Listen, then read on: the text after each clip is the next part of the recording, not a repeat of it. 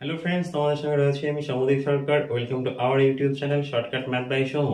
বন্ধুরা, তোমাদের জন্য এতদিন আমি নিয়ে আসছিলাম প্রিভিয়াস ইয়ার সলভ ও ম্যাথের শর্টকাট ট্রিক। আজ থেকে আমরা শুরু করছি ম্যাথসের চ্যাপ্টার ওয়াইজ আলোচনা, যেখানে আমাদের বেসিক টু শর্টকাট পুরোটাই আলোচনা হবে। তোমরা যারা বাড়িতে বসে প্রিপারেশন নিচ্ছ, এখনো কোনো সেন্টারে ভর্তি হওনি, যারা ম্যাথসে ভয় পাচ্ছ, তাদের জন্য বলছি তোমাদের পাশে রয়েছে আমি। তোমরা আমার ভিডিওগুলি দেখো, কোথাও যদি তোমাদের ডাউট হয় তোমরা কমেন্ট সেকশনে জানাবে, আমি তোমাদের ডাউট ক্লিয়ার করব। আমি সৌমদীপ সরকার রয়েছি তোমাদের সাথে, তোমাদের পাশে সব সময়। চলো বন্ধুরা, শুরু করছি আমাদের এই নতুন প্রচেষ্টা। তোমরা আমাকে সাহায্য করলে তবে এই প্রচেষ্টাটাকে এগিয়ে নিয়ে যেতে পারবো। তোমাদের জন্য প্রতি সপ্তাহে আমি ফ্রি ম্যাথ ক্লাস নিয়ে আসবো। নজর রাখো আমার ইউটিউব চ্যানেলে। যদি আমার ভিডিওগুলি ভালো লাগে, বন্ধুদের মাঝে শেয়ার করো, সাবস্ক্রাইব করো, লাইক করো, কমেন্ট করো। বন্ধুরা, তোমাদের একটি লাইক, একটি কমেন্ট আমার কাছে অনেকটা উৎসাহ এনে দেবে। তো আশা করছি তোমরা লাইক কমেন্ট করে আমার পাশে থাকবে। শুরু করছি আমরা আজকের ভিডিও। আজকে আমরা পার্সেন্টেজ বা শতকরা নিয়ে আলোচনা করব। কম্পিটিটিভ এক্সামের জন্য পার্সেন্টেজ বা শতকরা খুবই গুরুত্বপূর্ণ একটি কনসেপ্ট, যেখান থেকে প্রতিটি কম্পিটিটিভ এক্সামের কোশ্চেন আসে। তো চলো শুরু করছি আমরা আজকের ভিডিও, পার্সেন্টেজ বা শতকরা। কোশ্চেন নম্বর 1 বলেছে, একটি সংখ্যাকে 40% কমালে সংখ্যাটি 90 হয়, যদি সংখ্যাটিকে 40% বাড়ানো হয় তবে সংখ্যাটি কত হবে? দেখো, আমি তোমাদের একটু আগে বললাম, আমরা যখন কোনো সংখ্যা ধরবো, কোনো সংখ্যা ইটসেলফ নিজের 100%, ঠিক আছে, আমরা ধরে নিচ্ছি সংখ্যাটি 100%। ধরি সংখ্যাটি 100%। দেখো, 40% কমলে সংখ্যাটা কত হবে? 40% কমলে সংখ্যাটা কত হবে? আগে 100% ছিল, এখন 40% কমে যাচ্ছে, তার মানে সংখ্যাটা 60% থাকলো। যদি 40% বাড়ে তাহলে সংখ্যাটা কত হবে বলো? 40% বাড়লে সংখ্যাটা হবে 100 প্লাস 100% প্লাস 40% সমান সমান 140%। দেখো, আমরা প্রথমে ধরে নিলাম সংখ্যাটি 100%, অ্যাজ ইউ নো। যদি সংখ্যাটি 40% কমে তাহলে সংখ্যাটা কত হলো? 60%। সংখ্যাটি যখন 40% বাড়বে সংখ্যাটা কত হবে? 100 প্লাস 40 সমান সমান 140%। 140% হবে, ঠিক আছে। এবার দেখো, বলে দিয়েছে সংখ্যাটি 40% কমলে সংখ্যাটি 90 হয়। 40% কমলে কত হচ্ছে? 60%। এই 60% এর ভ্যালু কত? 90। সংখ্যাটি যখন 40% বাড়বে তখন সংখ্যাটি কত হবে? 140%। এই 140% এর ভ্যালু কত হবে বলো? 140 মাল্টিপ্লাই বাই 90 বাই 60। এই আমি ক্যান্সেল করলে উপরে 3, 3 দিয়ে ক্যান্সেল করলে 2, 2 দিয়ে এটাকে কাটলে 70। 70 মাল্টিপ্লাই বাই 3 ইকুয়াল টু 210। তাহলে সংখ্যাটি কত ছিল? সংখ্যাটি 210 ছিল। এই জাতীয় অঙ্ক যখনই আসবে, যখনই বলবে কোনো সংখ্যার 10%, 15%, 20% কমে যাচ্ছে, আমরা ধরে নেব সংখ্যাটি 100% ছিল। তারপরে কোশ্চেন আমাকে যে ইনফরমেশন দেবে সেখান থেকে তোমরা ক্যালকুলেশন করলে ইজিলি সলভ করতে পারো। সংখ্যাটি 100% ধরে নেব, 40% কমলো মানে কি? সংখ্যাটা হবে 60%। যদি সংখ্যাটি 40% বাড়ে তাহলে সংখ্যাটি কত হবে? ইটসেলফ 100% ছিল, 100 এর সঙ্গে 40 অ্যাড করে 140% পাবো। তো আমরা 60% এর ভ্যালু জানি, 140% এর ভ্যালু ক্যালকুলেশন করে বের করলাম। দেখো, 2 নম্বর অঙ্কটা বলেছে 1000 টাকার 12.5% কত? 12.5% মানে কত আমরা দেখে নিচ্ছি। 12.5% মানে এই 12 দুগুণ 24 রেখে 25, 25-এর 2%, ঠিক আছে।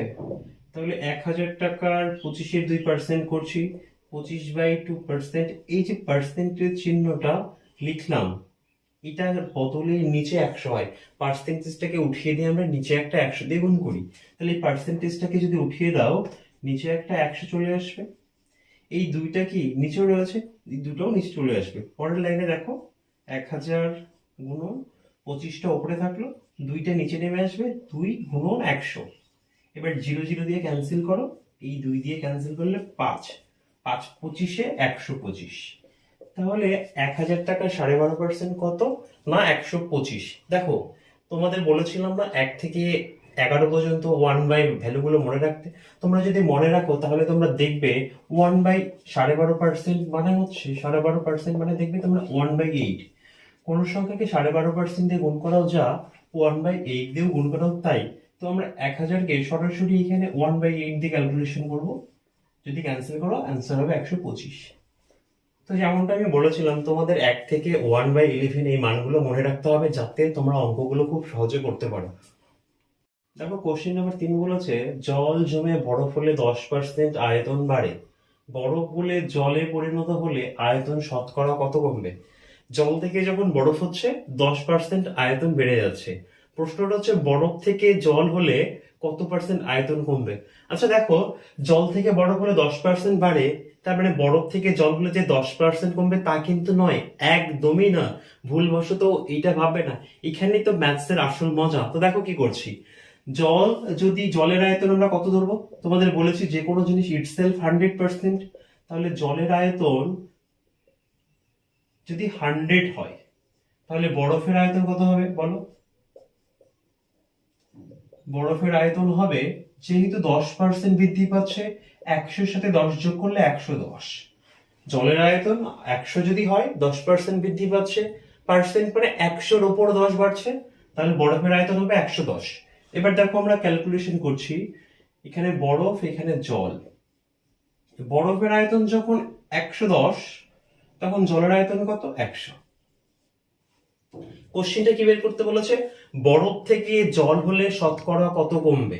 দেখো শতকরা মানে কি, সবসময় 100-র উপর, তাহলে বরফটা যখন 100 হবে তখন জলের পরিমাণ কতটা হচ্ছে আমরা দেখে নিচ্ছি। বরফ যখন 100 হয় তখন জল কতটা হবে দেখো, ক্যালকুলেশন করলে কত পাবে, 100 মাল্টিপ্লাই বাই 100 বাই 110, ক্যান্সেল করো, 1000 বাই 11। এটা হচ্ছে জলের আয়তন, হচ্ছে 100 পরিমাণ জল যদি গলে, 100 পরিমাণ বরফ যদি গলে তাহলে এত পরিমাণ জল হবে।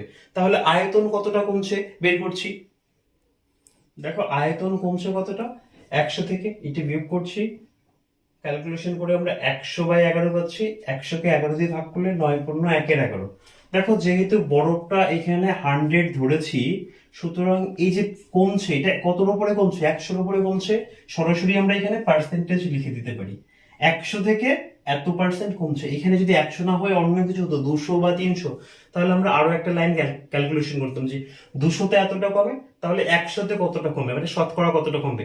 সেই জন্যই আমরা এখানে 100টা বের করেছি, আমরা এখানে 100টাই বের করেছি যাতে আমরা সরাসরি অ্যান্সার পাই। ঠিক আছে, দেখো 100 পরিমাণ বরফ জল হলে এই পরিমাণ জল হচ্ছে, তাহলে কমছে কতটা, বিয়োগ করে দেখলাম এই যে 9×1=11 হচ্ছে, যেহেতু আমাদের পরিমাণটা 100 ছিল সেহেতু আমরা সরাসরি বলে দিচ্ছি পার্সেন্ট। ঠিক আছে, দেখো কোশ্চেন নাম্বার 4 বলেছে যদি একটি সংখ্যার 40%-এর 16% 8 হয় তবে সংখ্যাটি কত। কোনো একটা সংখ্যার 40% তার 16% যদি 8 হয় তাহলে সংখ্যাটি কত। চলো আমরা ধরে নিচ্ছি সংখ্যাটি x। তো দেখো x এর 40% মানে কি, 40/100 দিয়ে গুণ হবে, এখানে যে পার্সেন্টেজটা ছিল সেটা উঠিয়ে গিয়ে আমরা নিচে বসাবো, দেন এগেইন 16/100 ইকুয়াল টু 8। ঠিক আছে, এবার 8 দিয়ে যদি 16-কে কাটি কত হয়, 2, এই শূন্য কাটো, 2 দিয়ে 10-কে কাটলে 5, 4 দিয়ে 100-কে কাটলে 25, তাহলে x এর ভ্যালু কত হচ্ছে, 5×25 125, বজ্রগুণ হয়ে যাবে, এবারে কিছু নেই মানে 1, তাহলে 125। x এর ভ্যালু কত, 125, সংখ্যাটি কত হবে, সংখ্যাটি হবে 125। দেখো যদি কখনো বলে কোন সংখ্যার এত পার্সেন্টের এত পার্সেন্ট, আমরা কি করব, সংখ্যাটাকে x ধরে নেব।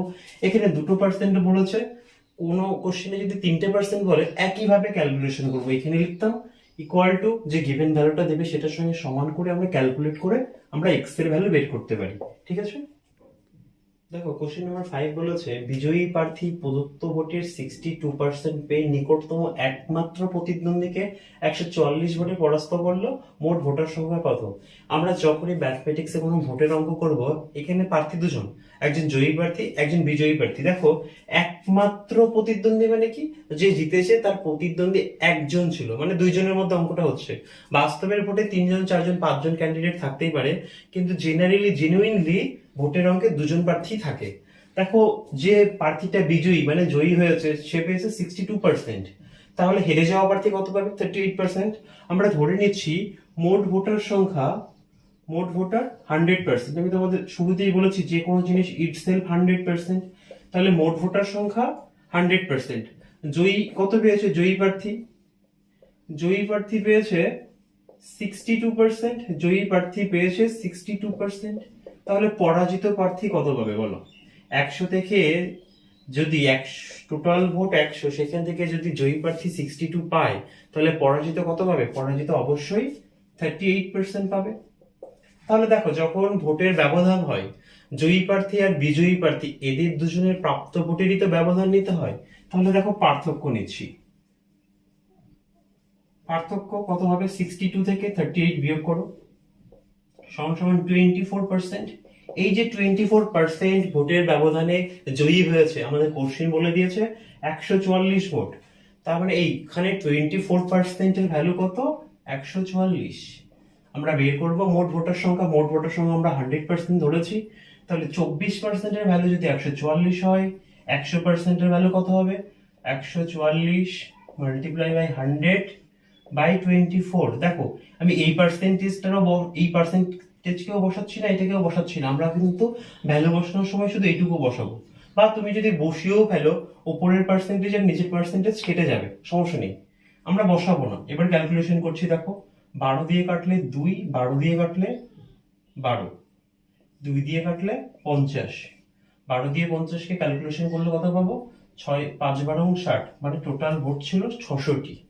আমরা মোট ভোট ধরলাম 100%, জয়ী প্রার্থী 62%, পরাজিত প্রার্থী কত হবে, তাহলে 38%। এই যে ব্যবধানটা দেখলাম 24% এর ভ্যালু যদি 144 হয়, তাহলে আমাদের 100% এর ভ্যালু কত, ক্যালকুলেশন করে কত পেলাম, 600। তাহলে মোট ভোটার সংখ্যা হবে 600। দেখো কোশ্চেন নাম্বার 6 বলেছে 8,000 টাকা এর 12.5% এ ও বি এর মধ্যে 1:4 অনুপাতে ভাগ করে দিলে বি কত পাবে। দেখো 12.5% মানে কি, একটু আগে বললাম 12.5% মানে 1/8, এগুলো আমাদের মনে রাখতে হবে। তাহলে 8,000 এর 12.5% মানে যা 8,000 কে 1/8 দিয়ে গুণ করলেও ঠিক তাই পাবো, কত হচ্ছে 1,000 টাকা। তার মানে আমি 1,000 টাকা এ ও বি এর মধ্যে ভাগ করে দিচ্ছি কে অনুপাতে, 1:4 অনুপাতে। তাহলে দেখো বি পাবে, এই যে 1,000 টাকা টোটাল ভাগ করে দিচ্ছি, এই 1,000 টাকার মধ্যে বি কত পাবে, এটা বের করার জন্য আমাদের যে বি এর অনুপাত সেটা উপরে হয়, আর নিচেই অনুপাতের যোগফল, 1 আর 4 এর যোগফল কত, 5, 5 দিয়ে কাটলে 200, 200 কে 4 দিয়ে গুণ করলে 800, তাহলে বি 800 টাকা পাবে। দেখো এই যে 12.5% মানে 1/8, একটু আগে বললাম আমরা 1 থেকে 1/11 মানগুলো মনে রাখবো যাতে ক্যালকুলেশন সহজ হয়।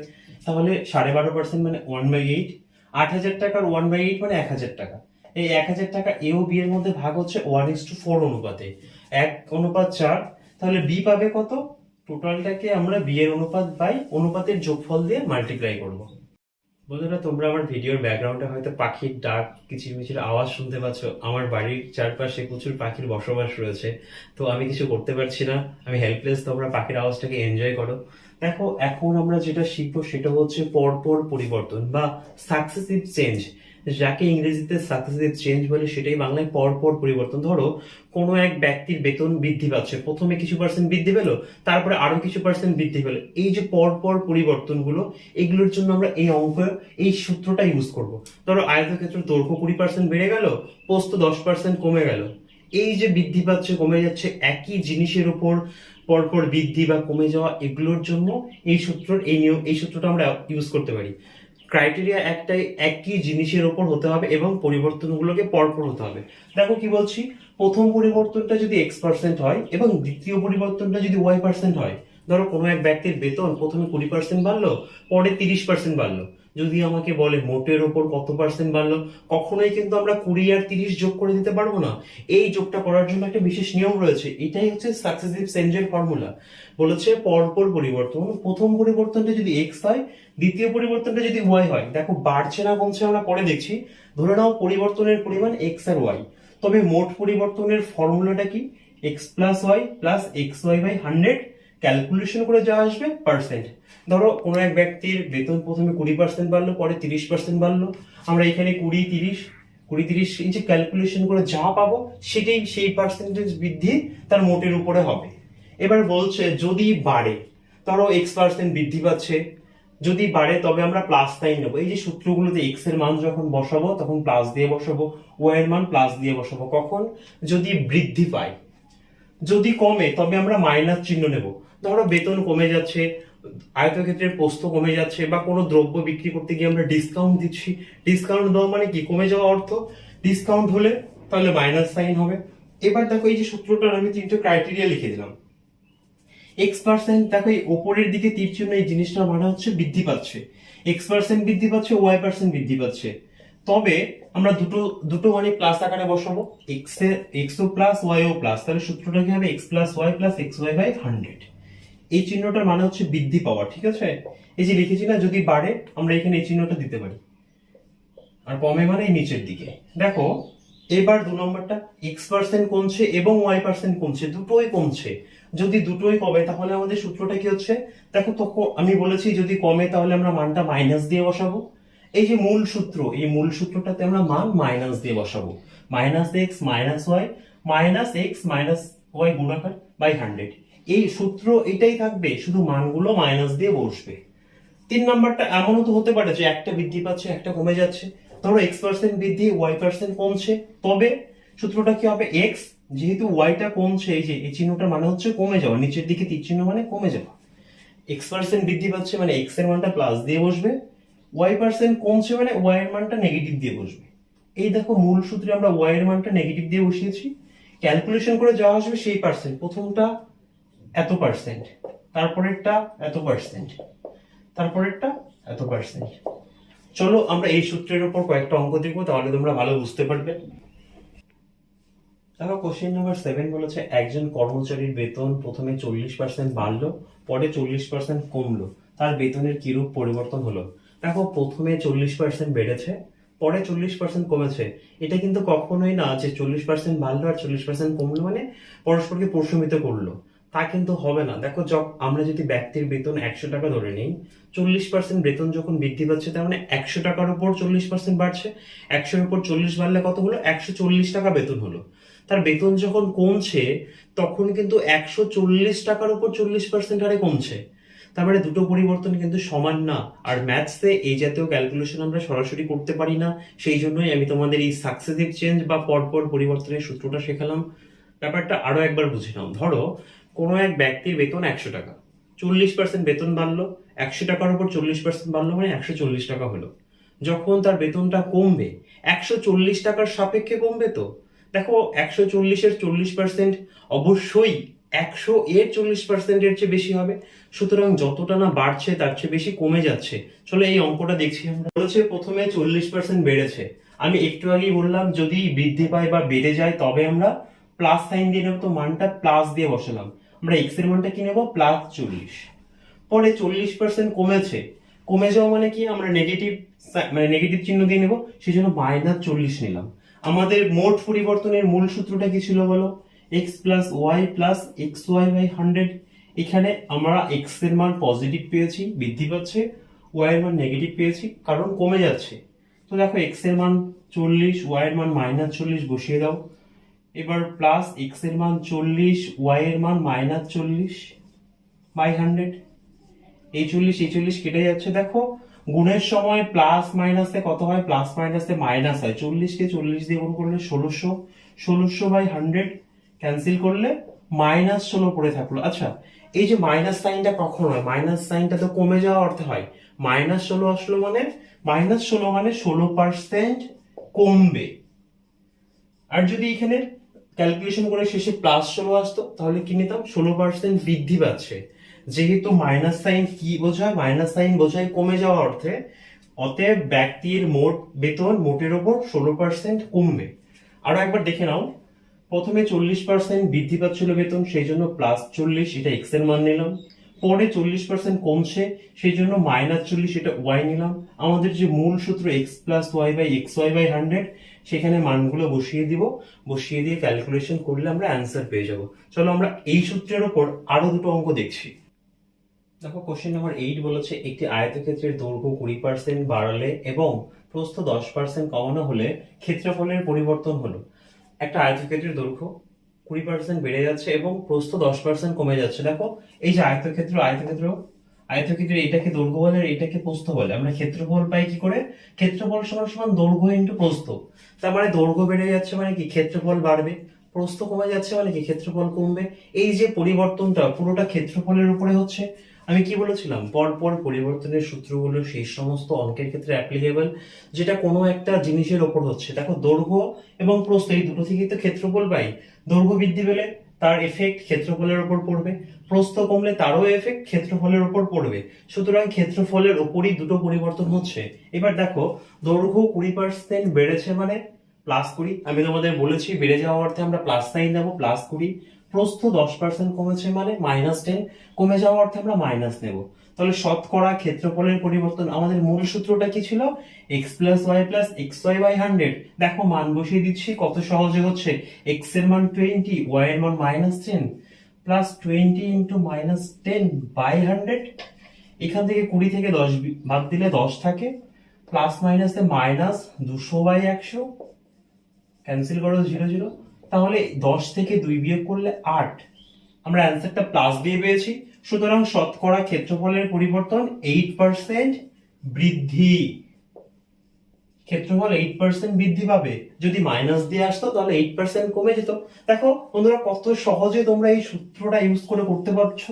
তোমরা যখন নিজে থেকে করবে, তোমাদের কোনো দরকার নেই এই সূত্রটা লেখার, তোমরা সরাসরি এইখান থেকে মানটা বসিয়ে দাও। শুধুমাত্র প্র্যাকটিস করো। সাকসেসিভ পরিবর্তনের মতো সহজ নিয়ম শতকরার চ্যাপ্টারে হয়তো বা আর নেই, খুব সহজে করতে পারি। মূল সূত্রটা কি? x plus y plus x y by 100। আমাদের মনে রাখতে হবে যদি বৃদ্ধি পায় তাহলে প্লাস সাইন, আর যদি কমে যায় তাহলে মাইনাস সাইন। এই সূত্র দিয়ে আমরা অনেক বড় বড় অঙ্ক খুব সহজে নিমেষেই করতে পারি। চলো এরপরের অঙ্ক দেখছি। দেখো, একটি বর্গক্ষেত্রের প্রতিটি বাহুকে 20% বাড়ালে ক্ষেত্রফলের কি পরিবর্তন হবে? দেখো, এই যে বর্গক্ষেত্র, এর প্রতিটি পাশের দৈর্ঘ্যকে বাহু বলে। এই বাহুর দৈর্ঘ্য এ হলে এই বাহুর দৈর্ঘ্য এ, এটাই তো বর্গক্ষেত্র। চারপাশের বাহুর দৈর্ঘ্য সমান হয়। আর ক্ষেত্রফলের ফর্মুলাটা কি হয়? বাহু স্কয়ার। বাহু স্কয়ার মানে বাহু গুণন বাহু। এবার দেখো, এই যে একটু আগে আমরা যে সাকসেসিভের সূত্রটা শিখলাম x plus y plus x y by 100, সেখানে x আর y দুটোকেই 20% দিয়ে ধরে ওই সূত্র দিয়েও তোমরা অঙ্কটা করতে পারো। কিন্তু এই বর্গক্ষেত্রের জন্য আমরা একটা নতুন সূত্র শিখে রাখছি। দেখো, বলেছে বর্গক্ষেত্রের বাহুর পরিবর্তন 1% হলে শতকরা ক্ষেত্রফলের পরিবর্তন হবে 2x plus x square by 100। দেখো, এই যে x%, এটা বৃদ্ধিও পেতে পারে, কমেও যেতে পারে। যদি বৃদ্ধি পায়, যদি x% বৃদ্ধি পায় তাহলে ক্ষেত্রফলটা কি হবে? বৃদ্ধি পাবে। আর যদি বাহুটা কমে যায় তাহলে ক্ষেত্রফলও কমবে। আমাদের সূত্র কি বলেছে? পরিবর্তন। বাড়ছে না কমছে আমরা জানি না, বৃদ্ধি পেলেও এই সূত্র ইউজ করতে পারবো, কমে গেলেও এই সূত্র আমরা ইউজ করতে পারবো। বর্গক্ষেত্রের বাহুর পরিবর্তন x% হলে ক্ষেত্রফলের পরিবর্তন কত হবে? 2x plus x square by 100। তো আমাদের এই অঙ্কে ক্ষেত্রফলের পরিবর্তন কত হচ্ছে বলো? ক্ষেত্রফলের পরিবর্তন হবে সমান সমান, দেখো 2x। 2x মানে 2 ইন্টু আমাদের এখানে x এর ভ্যালু 20, x স্কোয়ার মানে 20 এর স্কোয়ার নেব আমরা, 20 স্কোয়ার বাই 100। তাহলে 2 ইন্টু 20 মানে কত? 40, প্লাস 20 স্কোয়ার মানে 400 বাই 100। ক্যান্সেল করলে 4 থাকে, 40 প্লাস 4 ইকুয়াল টু 44। যেহেতু প্লাস সাইন দিয়ে এসেছে, অ্যান্সারটা কি হবে? 40% বৃদ্ধি পাবে। তাহলে বর্গক্ষেত্রের বাহুর দৈর্ঘ্য যদি 20% বৃদ্ধি পায় তাহলে ক্ষেত্রফল কত পার্সেন্ট বৃদ্ধি পাবে? 44% বৃদ্ধি পাবে। কোশ্চেন নাম্বার 10 বলেছে চিনির দাম 25% বেড়েছে, মোট খরচ অপরিবর্তিত রাখতে চাইলে ব্যবহার কত কমাতে হবে? দেখো, এই ধরনের অঙ্ক আমরা প্রায়ই দেখে থাকি। চিনির দাম বেড়ে যাচ্ছে, তাহলে খরচ অপরিবর্তিত রাখতে চাইলে আমাদের ব্যবহার কতটা কমাতে হবে। কখনো দেখি আলুর দাম বেড়ে যাচ্ছে বা কখনো কয়লার দাম বেড়ে যাচ্ছে। তো কনসেপ্টটা হচ্ছে, একটা জিনিসের দাম বেড়ে যাচ্ছে, আমি ওই জিনিসটার জন্য আগে যা খরচা করতাম এখনো ঠিক সেই পরিমাণ খরচাই করব, তাহলে আমাকে অবশ্যই ব্যবহার কমাতে হবে। কি অনুপাতে ব্যবহার কমাতে হবে তার উপরে এই অঙ্কগুলো রয়েছে। এই অঙ্কের জন্য নোট বা শর্টকাট ট্রিকটা দেখে নাও। বলেছে যখন খরচ অপরিবর্তিত থাকে, মানে আগের খরচ এবং পরের খরচ দুটোই অপরিবর্তিত, মানে সেম, আগে যত টাকা খরচা করতাম আমরা এখনো তত টাকাই খরচা করব। যখন খরচ অপরিবর্তিত থাকে তখন দামের অনুপাত ও ব্যবহারের অনুপাত পরস্পর বিপরীত হয়। দামের অনুপাত, ধরো আগের দাম এবং পরের দামের অনুপাত যা হবে, আগের ব্যবহার এবং পরের ব্যবহারের অনুপাত ঠিক তার বিপরীত। ব্যাপারটা কেমন? দেখো, লিখেছি আগে ও পরে। আগে ব্যবহারের অনুপাত কত ছিল? ব্যবহারের অনুপাত আগে আমরা এ পরিমাণ, আগে দামের অনুপাত ছিল a:b। মানে ধরে নাও আগে দামটা ছিল a, এখন দামটা হয়েছে b। তাহলে দামের অনুপাত কত হবে? a:b। আগে দাম ছিল a টাকা, পরে দাম হয়েছে b টাকা। আমরা কি শিখলাম? দামের অনুপাত ও ব্যবহারের অনুপাত পরস্পর বিপরীত হয়। তাহলে a:b হচ্ছে দামের অনুপাত। ব্যবহারের অনুপাতটা কত হবে? b:a। দেখো, a:b এর ঠিক উল্টোটা b:a না? Reciprocal ratio. দামের অনুপাত আগের সঙ্গে পরের যা হয়, ব্যবহারের অনুপাত ঠিক তার উল্টো হয়। a:b যদি দামের অনুপাত হয়, ব্যবহারের অনুপাত b:a হবে।